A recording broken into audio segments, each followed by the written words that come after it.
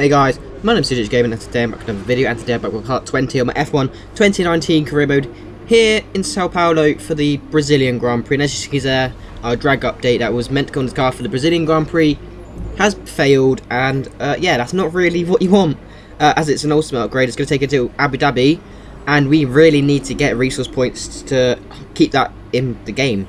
We're going to lose that if we don't get it before Abu Dhabi, but after practice we do get a pretty decent amount of resource points, to be honest. We're going to get about 400 to 500 resource points, so that's going to help us save at least that minor upgrade, or maybe fix it so we can go on the car for Abu Dhabi, so then it's actually confirmed for that Grand Prix. 445 points moves up to 448. We only had 3 previously, so yeah, that's fair enough. But yeah, that's going to be what our main progress is for the rest of the season. We got 2 races left. We got Autodromo Holmes Carlos Rodriguez. I think that's how you say it. No, that might be the Brazilian Grand Prix. I don't really know, but it's going to be raining in quali, so that's going to be quite exciting. So let's go into qualifying for the Brazilian Grand Prix. Not one of my favourites, not my best track either, but hopefully we can get a good quali. So let's go into qualifying.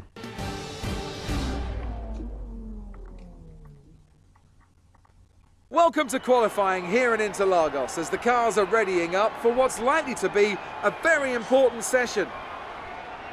And as we count down to that green light, I have to say, Anthony Davidson, that this rain is not showing any signs whatsoever of abating. I imagine we'll be looking at some last-minute setup changes to better adapt these cars to the conditions. What do you think? The trouble is, Crofty, they need to be thinking about the race tomorrow. You don't want to go jacking up the ride heights and piling on a few points of extra downforce that you're not going to want in the Grand Prix itself. The Parc Fermé regulations mean that you have to make that choice. The best thing the drivers can do is adapt with the tools they have available in the cockpit. Moving the brake bias forward will help stop the rear end slipping out under braking, and opening up the differential can really help tame the oversteer on corner exit. The drivers that can make best use of these techniques will have the best chance for success here today.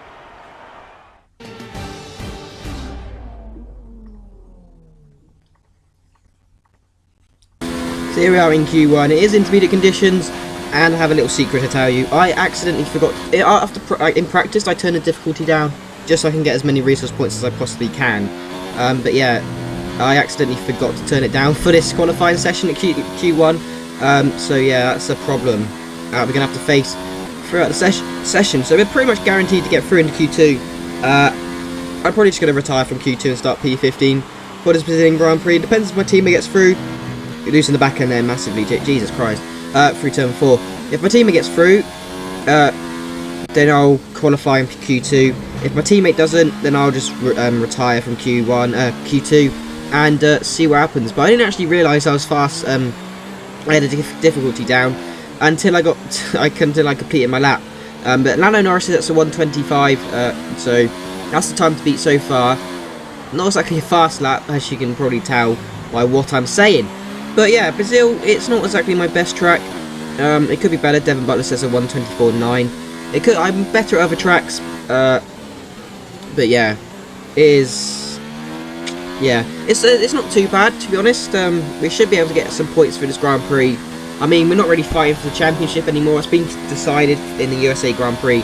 So yeah, but up to the line. What lap time are we going to set? Hamilton says a 123.7. We set a 122.2. So that's why. Yeah, we was 3 tenths at the end of that session actually faster. So it's not that bad, to be honest. But George Russell unfortunately did get well, he did fail to get into Q2. So we will be ending our qualifying session there, retiring from the session, and yeah, if George managed to get into Q2, we probably wouldn't be starting in the top 10. But hey-oh, it is what it is. And yeah, Hulkenberg, Albon, Magnussen, Stroll were the other people to not qualify, well, not get through into Q2. So Q3, I mean, it's not the end of the world. We should be able to move up places, but yeah, there you go. That's me putting the difficulty back up to 97 of what I've been racing through throughout this whole season. So yeah, we're not going to be starting in the top 10. So we are gonna, if we're gonna get points in this race, we're gonna have to make some overtakes. So that's the aim of the game. Maybe it will happen. We've got 2 upgrades that have failed on the car. We've now actually got enough to purchase and secure that ultimate drag update into Abu Dhabi, but we just need to make sure it actually stays on the car. So yeah, It is time for the Brazilian Grand Prix, so let's go into the race in Brazil.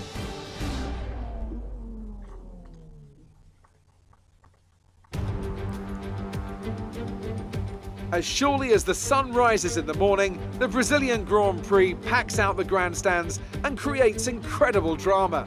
Title deciders, heartbreak, triumph and home glory. All these and more can be found in abundance here at the Autodromo José Carlos Pache. It's an unusual anti-clockwise race here at Interlagos, where the Sao Paulo locals are packed into the grandstands at each of the 15 corners around this classic 2.7-mile circuit. Two very fast sections bookend the famous and highly technical Sector 2, where getting a good run out of Junção into one of the two DRS zones will be the key to any overtaking prospects today. With the Grand Prix nearly upon us, Anthony Davidson is by my side once again to offer his perspective. Now, I want to ask you about Lewis Hamilton. They've had a fantastic campaign, it's been a wonderful year, and they come into this weekend's Grand Prix as a fully deserving champion. I agree it's been a truly impressive season, but championship or no, I don't think they'll be gently cruising around to the finish line. In fact, with points no longer a concern, there's a lot less to risk, so we may even see a more aggressive approach. Let's run you through the driver grid order for today's exciting race. Valtteri Bottas lines up on pole position, and it's Lewis Hamilton alongside. As we continue through the rest of the grid today, we have Leclerc, Verstappen, Pierre Gasly, and Faber, Ricciardo, Norris, Hülkenberg, and Alexander Albon. Vettel, they'll be starting further back after an earlier grid penalty. Magnussen, Lance Stroll, and Butler, Joker, Russell, Kimi Raikkonen, and Roman Grosjean. Sainz and Sergio Perez completes our grid. And now it's time to head down to the track.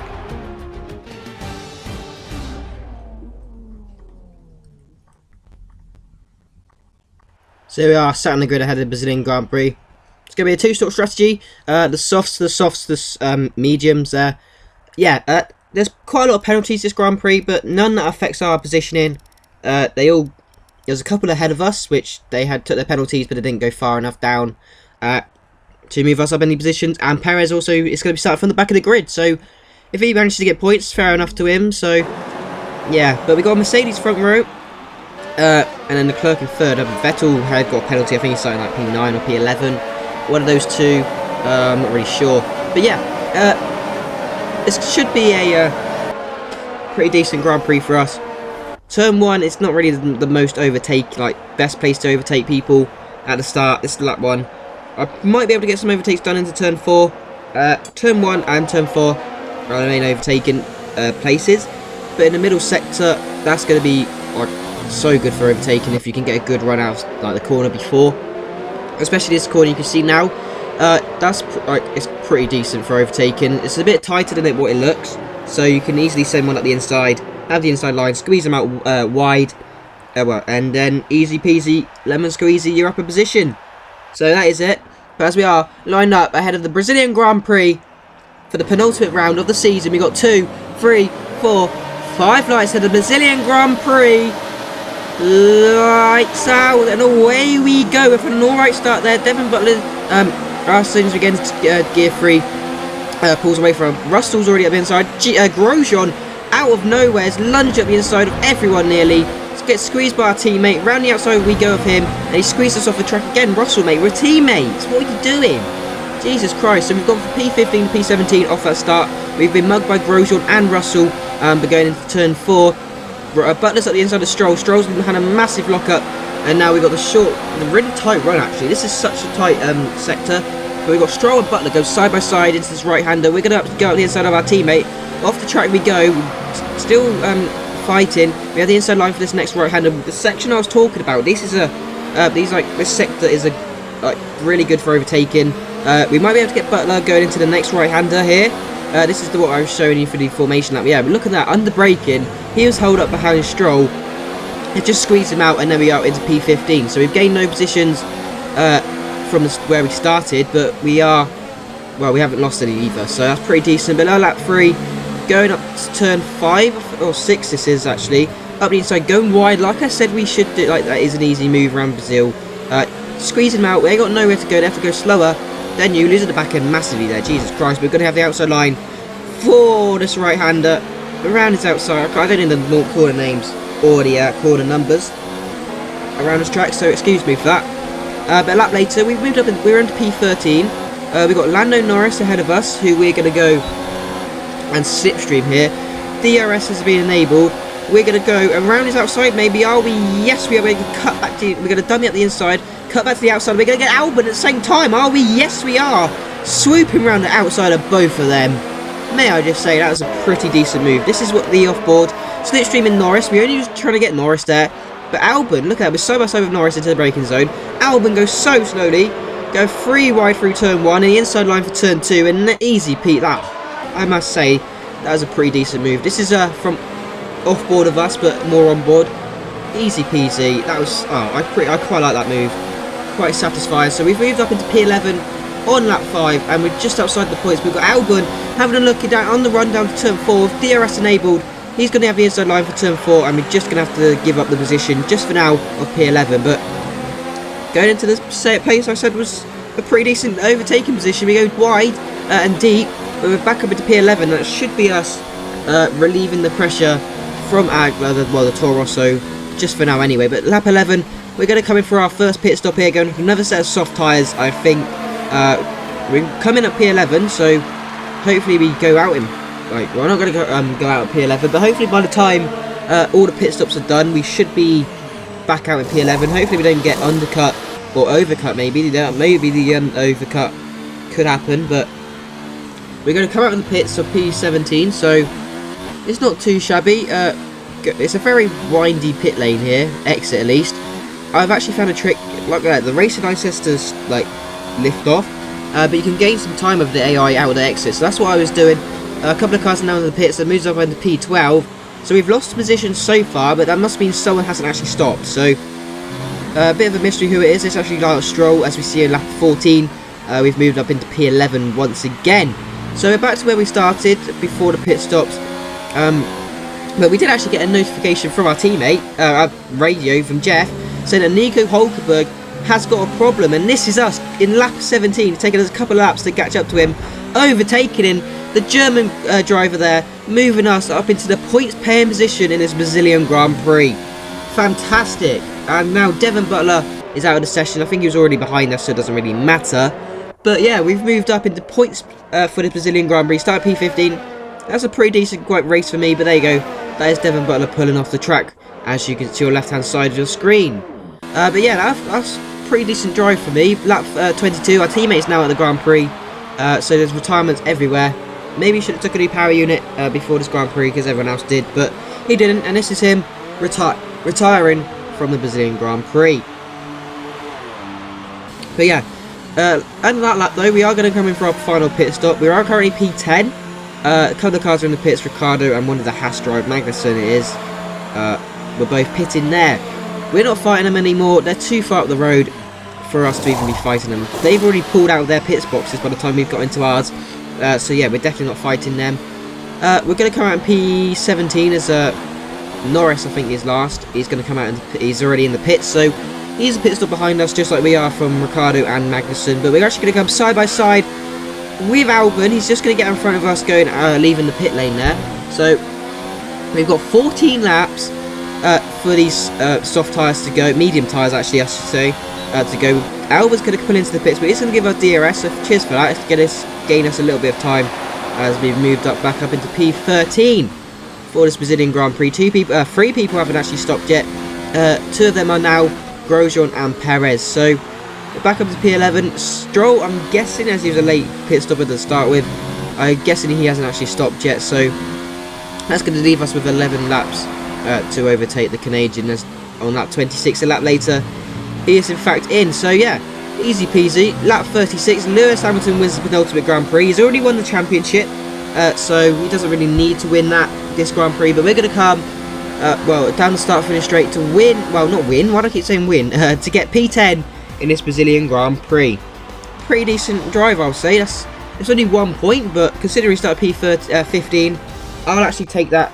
I think that's a pretty good, decent drive. We were pretty much gifted it with Hulkenberg's retirement. But yeah, we still have to work to get P11. So yeah, I'm actually pretty happy with that result. Not complaining whatsoever, and hopefully we can continue that form into Abu Dhabi, where it might actually be a bit harder because that track is a mixture of three bits. You got straight line speed, you got chassis in the final sector, and downforce in the first. So yeah, but once again, I think that's only the second time I think this season that we've had a free constructor podium. So it's good to see Red Bull. They're catching up to the front runners. A very decent result for Max Verstappen there. 2018 Brazilian Grand Prix, however, he got taken out. He lost the win because of Esteban Ocon. So yeah, that's a bit of a shame. Not really much he could have done about that. So yeah, but I don't know why I mentioned that, to be honest. It's 2019 now. But yeah, unfortunately our teammate didn't finish, so that's a bit of a shame. But Vettel actually come fourth. Lucas Weber and his Haas has come fifth. That's a pretty decent result. Bottas and Gasly, disappointing results for the front running teams. Ricardo and Magnussen and myself ran off the top 10 there. So yeah, pretty decent result.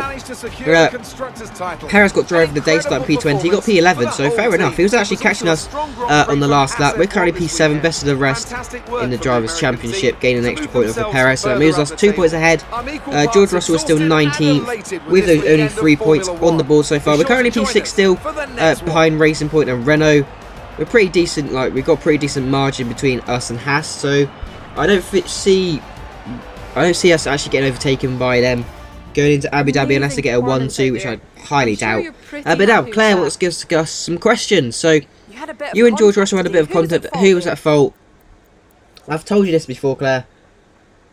Not gonna answer. Well, I actually did answer, to be honest, so I don't know what I'm chatting there. You scraped the walls a few times. What is with these questions, man? Do you have any comments about the collision? Oh, collision. Piss off, Claire. Go back to Scotland and eat some haggis, you whore. Thanks anyway. I don't know what I'm chatting, to be honest, so just ignore me.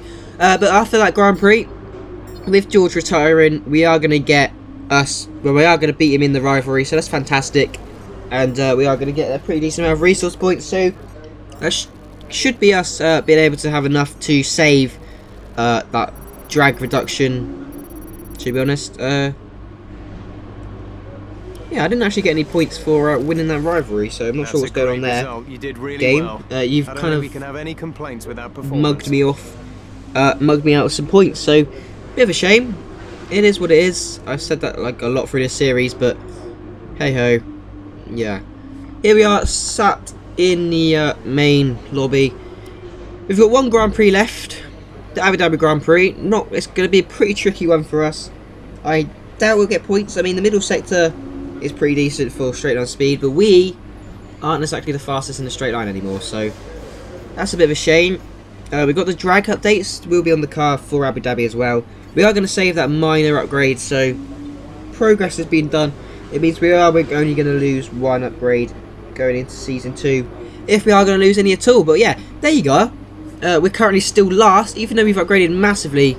We're still the slowest car on the grid, which is very frustrating. So, yeah, if I don't win Championship in Season 3, I'm definitely moving cars, because I've nearly fully upgraded the aero, and it's not made much difference. I mean, we are nearly the best car in the aerodynamics. We're a couple of upgrades for being that, but still, it's taken nearly a full season and we haven't even fully upgraded all the aerodynamic upgrades, and we still have another line at least, because we haven't actually got that ultimate drag just yet. But yeah, we're going to go to Abu Dhabi, see